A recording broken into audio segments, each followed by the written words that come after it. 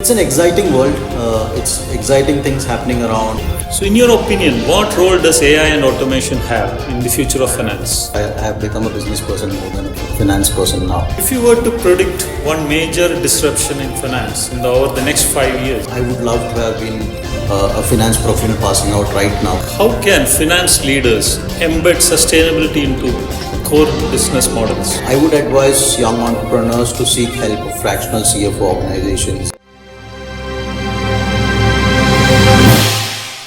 Hello everyone, welcome to Future of Finance with Salil, where we explore how finance is changing in a world of rapid innovation and digital disruption. I am your host Salil, and today we have a remarkable guest, Sandeep Divakaran. Sandeep was the ex-CEO of EVfin and OlaFleet and also ex-founder of OPC Asset Solutions.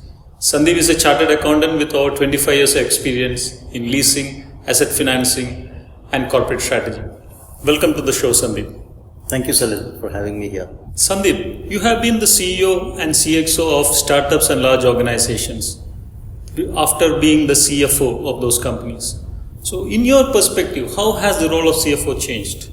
See, Salil, the CFO has three fundamental roles. One of controllership.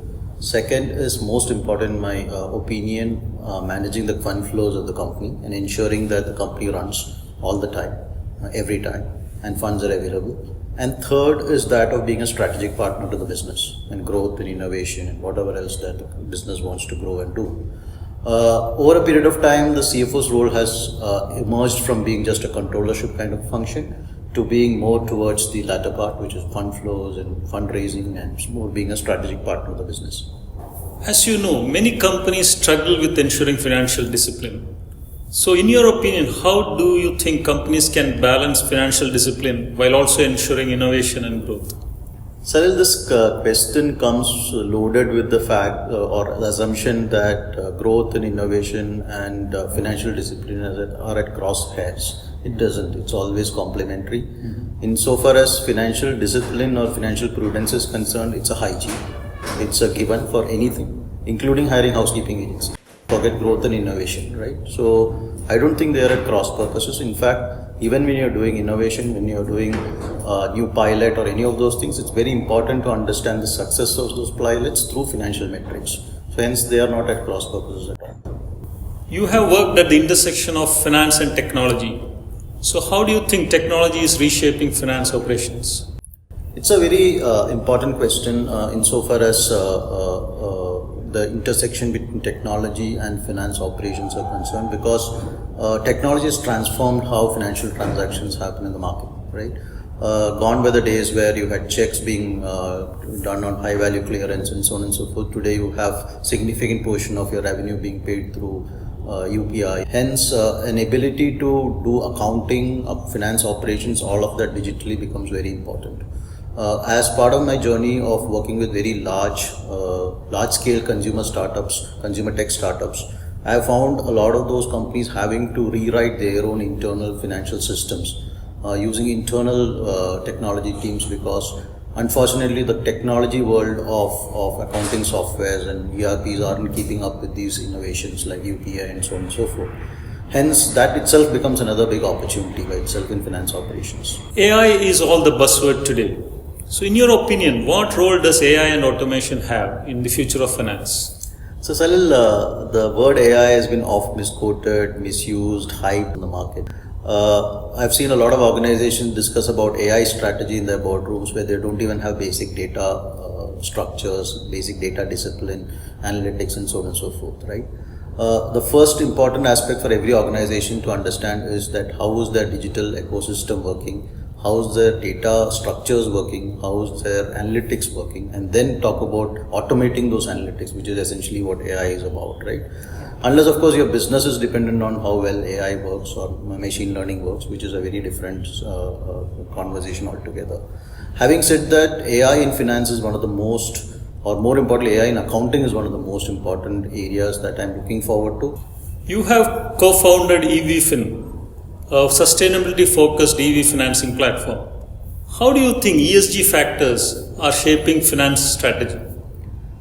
ESG as a factor is one of the most important aspects that have emerged globally. Just to give you a financial perspective to the whole thing, there is $80 trillion of funds, mutual funds and other alternative investment funds, which have committed to ensure that they measure and they report, and the significant portion of their commitments are made to environmentally conscious and ESG scored activities or businesses and so on and so forth. Hence, it's imperative for every organization to be able to measure their sustainability scores, report their sustainability scores, and also improve their sustainability scores both through direct intervention in their business as well as through managing and measuring their scope to emissions, so to say. For example, an alternative could be an IT company measuring how much of electric vehicles are used in their employee transport is an indirect way of how they are contributing to their ESG scores. So hence ESG reporting, ESG measuring and all of that becomes one of the most important aspects of finance education that needs to improve in the country. EVs are mushrooming in India while capital seems to be a challenge.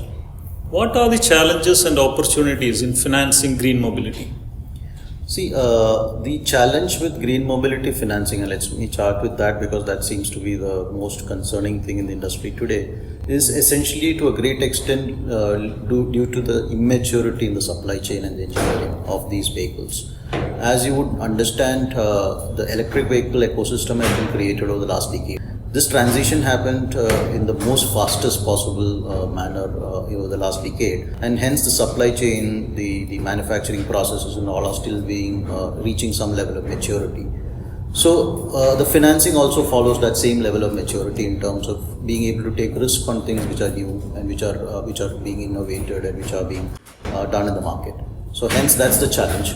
The transition is real and it's happening in front of us, and hence it's the largest opportunity that you would ever look at, and hence it's a matter of how do you manage these challenges and ensure that you get to this opportunity.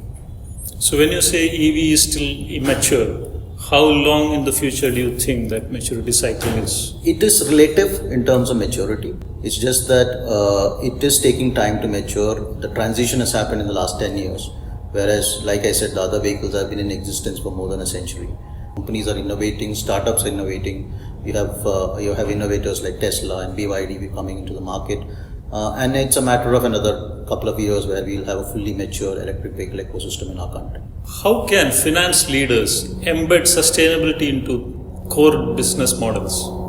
The fact that sustainability is imperative, I've explained already, and hence it becomes very imperative for finance leaders to embed sustainability related measurement, reporting and verification practices into whatever they do. It is not just the fact that you have direct emissions that affect your business that is also important. It's also important to understand how can your scope 2 emissions be monitored and measured.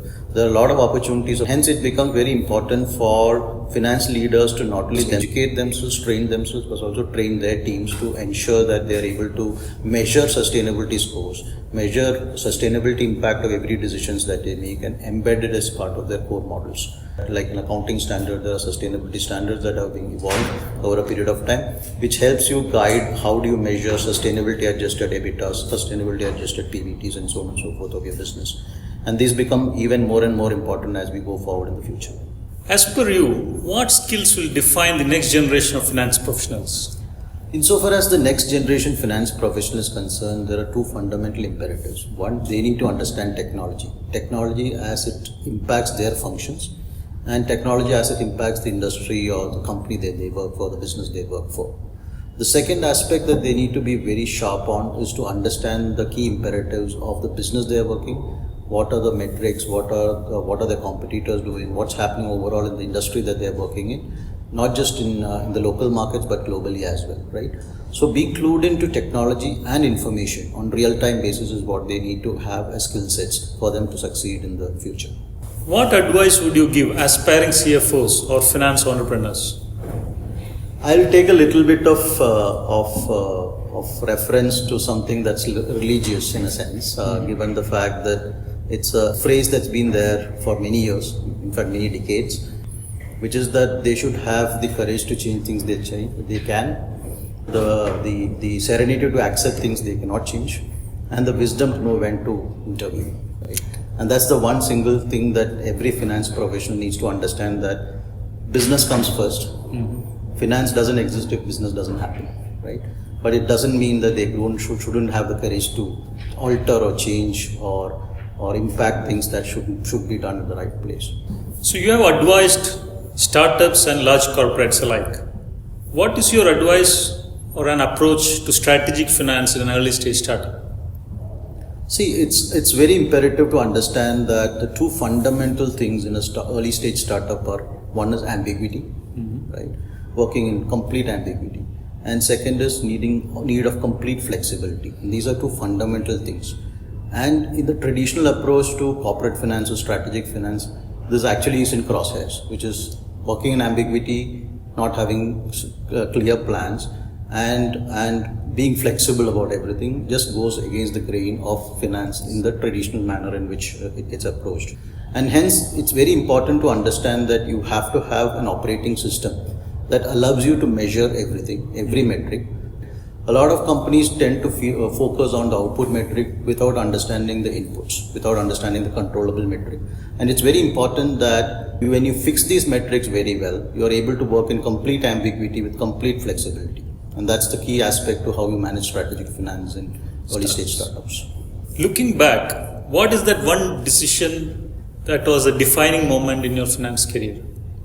It was about, I think, the fourth year of my career as a finance professional, and I, through some of these events that happened in my career, realized that as a young budding finance professional, that finance doesn't exist without business, and hence it's very important that a finance professional understands how we can support business, but sustainably. And our role as finance professionals come in the sustainability part of it, which is to say that is it unit economics positive?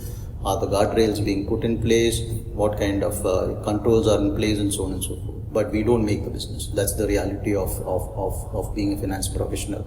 As long as the finance professionals realize that and say that we are a catalyst to growth in an organization, then there is a great balance. So did that realization change the way you approached your career? Absolutely. So much so that supporting businesses so much that I have become a business person more than a finance person now, and lead P&Ls in many companies. How has your experience in leasing and assets finance shaped your leadership style? Yeah, when you do leasing, you realize that cash flow is the only real thing, right? And the fact that everything has to be looked at it from a cash flow perspective and return on equity perspective is what you learn from doing leasing for many years, right? And when you apply that to various other business outcomes, you realize that that's one single big truth, and that helps you keep your organization very honest towards a path of growth, but still be focused on unit economics. And every decision making is viewed from a return on equity and cash flow perspective. As the old adage goes, cash is king. Yep, absolutely. There's only one truth, that is money in the bank. What is your advice to entrepreneurs on how to set up a finance function? In the current regulatory regime and environment, it's very important that the finance function is set up for a startup from day zero, right? Also because the cost of non-compliance is very prohibitive. When you add to the fact that most of the institutional funds that are available have significant amount of due diligence that they do before they give you a first check, it's very imperative that you start with a very robust financials processes within your organization. The importance of having a very experienced hand helping you set up these processes and the team is extremely important, and the value of that cannot be overstated at all. So I would advise all startup entrepreneurs who are starting out to seek help in ensuring that the finance and compliance processes are set up from day zero. And not just that, even from a fund flow perspective, cash flow perspective, pricing perspective, all the controls perspective, it is important that there is a partner for you to kind of lean on, for you to understand and look at the overall numbers and unit economics from an outside-in perspective. Setting up a finance function is often a capital allocation issue. How do you advise entrepreneurs on addressing this challenge effectively? See, it's always this conundrum, right?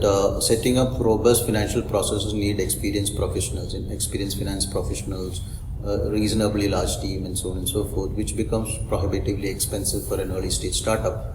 But it's also imperative, like I mentioned before, that having an experienced hand helping you set up these processes and the team and training them and monitoring and reporting is very important for early stage startup, including compliance.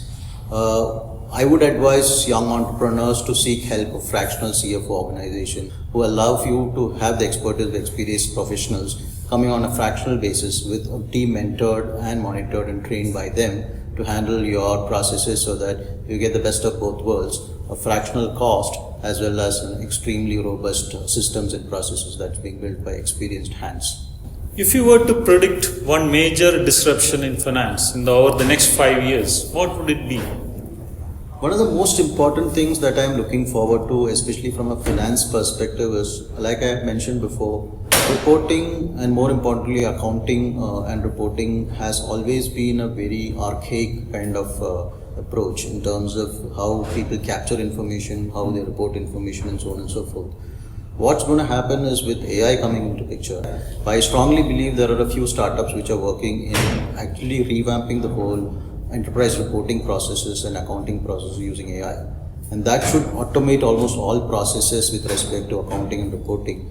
And I'm super excited to see that world where most of the work that's done by a typical accountant are automated. And that brings in significant amount of efficiency, and the finance professional then focus on their next two functions, which is of managing funds and managing the strategic relationship or a partnership relationship with business in enhancing business goals, so to say.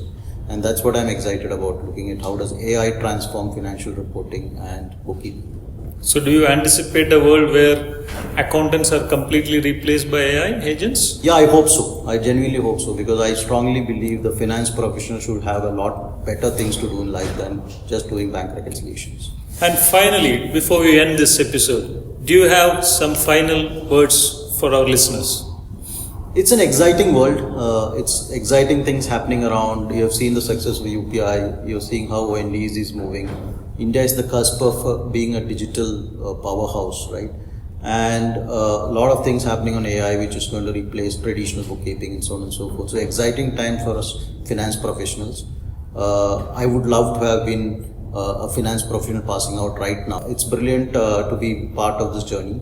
I hope all of them understand technology well and utilize them to improve efficiencies and become true partners to businesses in making India a successful developed country by 2030-40. Thank you, Sandeep, for sharing your delightful experience and insights. We hope to see you more often on our show. Thank you, Salil, for having me on board. I wish all of you great success in whatever endeavors you do in the future. Thank you.